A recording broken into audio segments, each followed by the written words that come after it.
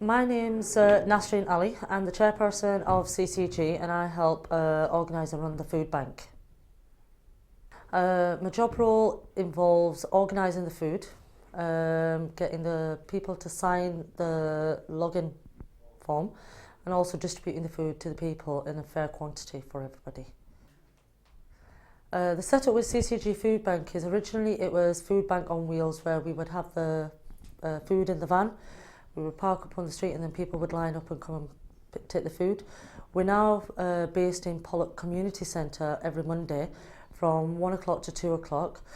We have all the food laid out. The people come, they sign the form and give us the bags, and what we do is put the food into their bags according to how many people are living in that family.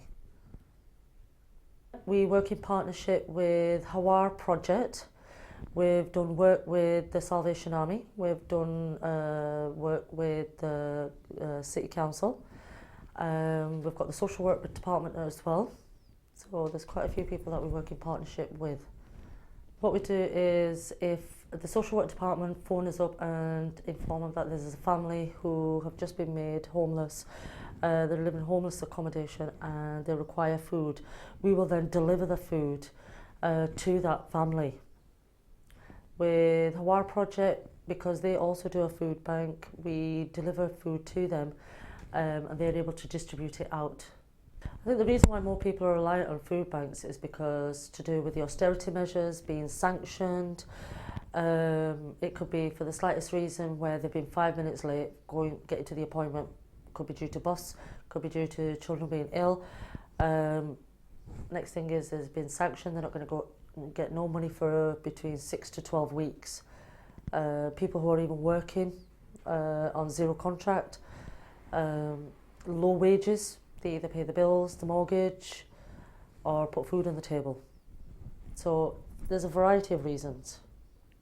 Well, on Monday and Wednesday we do it on Monday Pollock Community Centre, on Wednesday in Darnley Community Centre. People would come to us and take a food parcel. We only deliver if it's done through the social work department, Hamish Allen Centre or Money Matters. Then and then only do we deliver a food parcel to a family who's been forwarded on to us by any of the groups.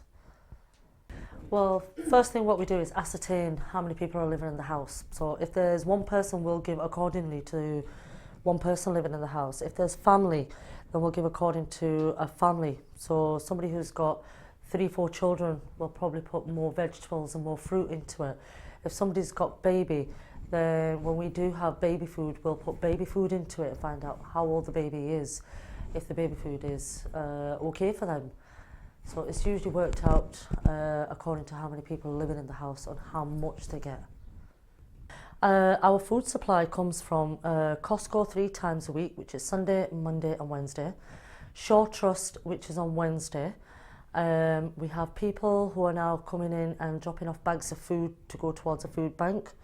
We've had cash and carries that have rang us up and says we've got X amount of food, can you please come and pick it up? But the majority of it comes from Costco and Shore Trust. CCG itself has been established for 2 years, but the centre itself has been running for 7 years. The food bank has been running now for a year.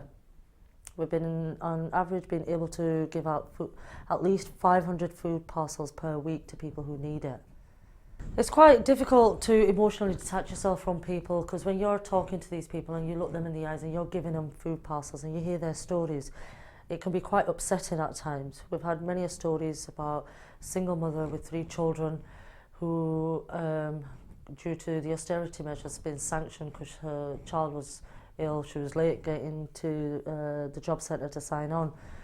Another story where a woman whose husband left her and walked out, saying got 4 children, absolutely no money but £1 in her purse.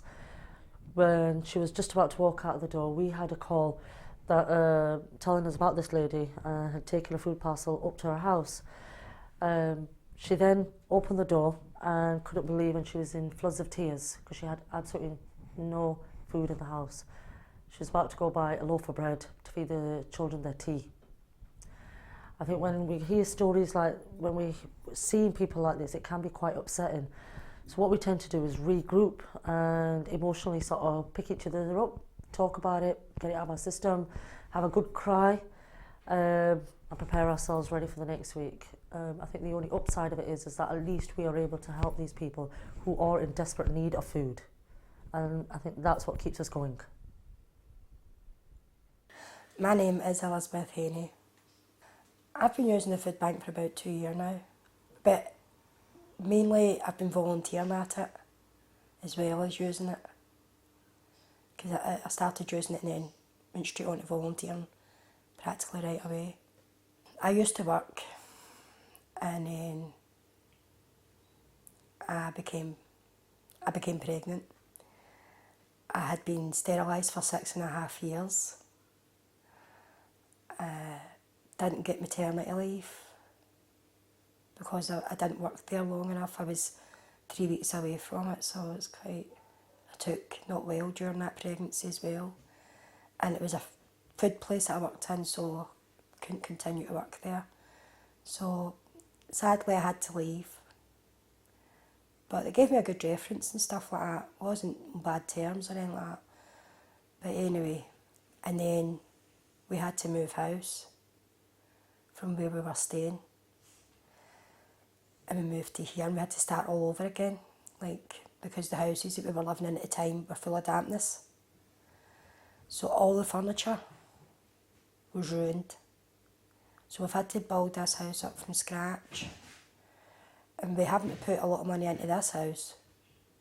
It's therefore not give us as much money for food and stuff like that. So the food bank has helped us out in that sense, that it's helped me to get by some difficult times moving into a new house.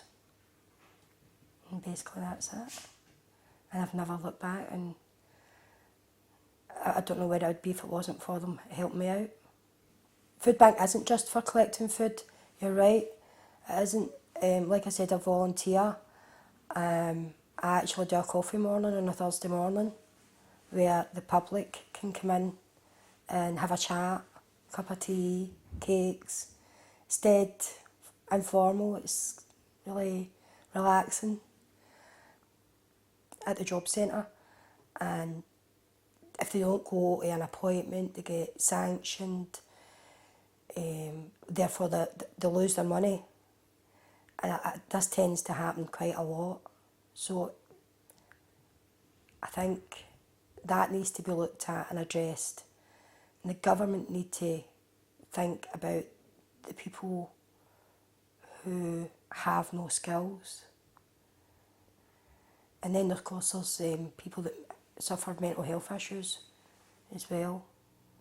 And then there's the old folk. They just don't get enough money and they suffer because of their bills and etc. etc. It's just too much. The life, the money that they get and the cost of living is so expensive, and there's so much competition with so many shops that it doesn't matter where you go, it's still expensive.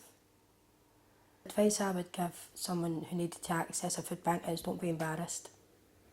Don't be ashamed. There's nothing to be embarrassed about. It's there. It's a service that's there to be used if needed. And don't hold back, because you'll make great friends in the process. And don't let your kids suffer just because you're embarrassed. It's not right.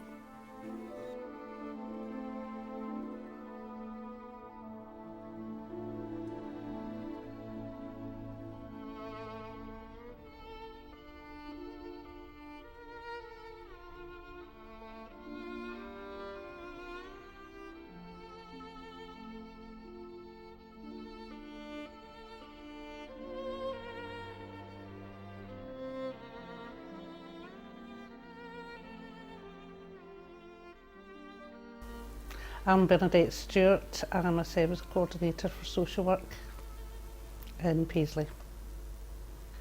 Well, there has been a big increase in people using food banks now.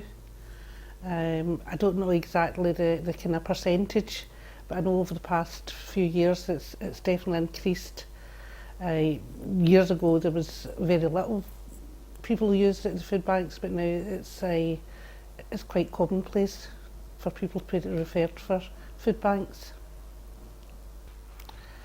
Well, I think there's all different types of people are now referred on. People that are on benefits, maybe their benefits are being stopped or delayed.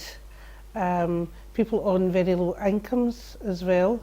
A lot of working poor now use the food banks. People maybe in zero-hour contracts or maybe right on the minimum wage.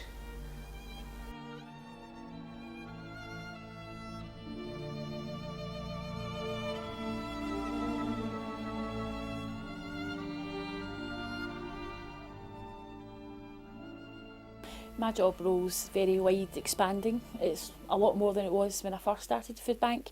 But you know, logistically my job is to run the project on a daily basis, working alongside the board of directors, just to ensure that the project's ran effectively and efficiently. The setup with Greater Mary Hill Food Bank's a wee bit more different from other food banks.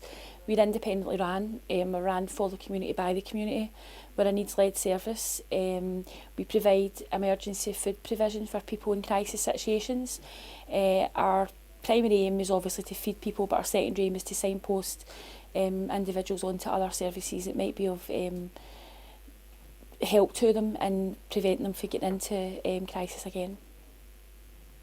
We work very closely in partnership with 22 organisations within Greater Mary Hill. They vary in who they are. They can be churches, they can be community councils, they can be the major housing associations, a variety of different people. Mostly our partners are organisations that see vulnerable people on a daily basis.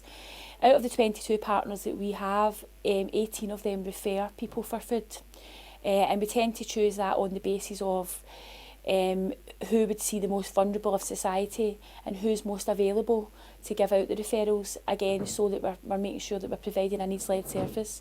I'll give you an example of that because I think examples are very good in situations like this. Mary Hill Integration Network are a very, very, very effective integration network in Glasgow. Although they're based in Mary Hill, you know, if we have asylum seekers coming into the country quite recently, they tend to come in Mary Hill Food Bank first. So what I would do is obviously get them food provisions organised, but I would directly phone Mary Hill Integration Network and have them referred so that their next visit would be to the Integration Network where they can provide extensive support and assistance to asylum seekers. I was born and bred in Mary Hill, so I've never lived anywhere else, and the difference in the communities from then to now is very different. I've watched my community be dismantled through poverty for 10-15 years. Mary Hill Food Bank has been recognised for building that community spirit back up. Certainly, you know, I was very, very keen when we opened that this would be an open door project where the door would always be open, maybe not so much in the winter, but certainly we're opened Monday to Saturday, and I wanted that because I wanted members of the public to be able to come in, be part of it, have a cup of tea, have a chat, because that sometimes is how you get people to admit that they need help. It's just by having an open door, and when they come in, you know, they're greeted and meted by people who genuinely have a concern for the welfare of others. And from feedback from service users, that is what they get when they come in here. It's not a case of there's your bag, see you later, good luck. It's a case of come on in for a cup of tea, let's have a wee chat. I never assume when somebody comes to that door that they want food. I assume somebody's coming to that door because they maybe want a chat because they don't have a good social circle of people. So it's very much about building up this community and pulling it back together, and I feel Greater Mary Hill Food Bank has done a very good job in the starting of that, and it'll be many years of hard work, but at least we have been the catalyst for that to happen.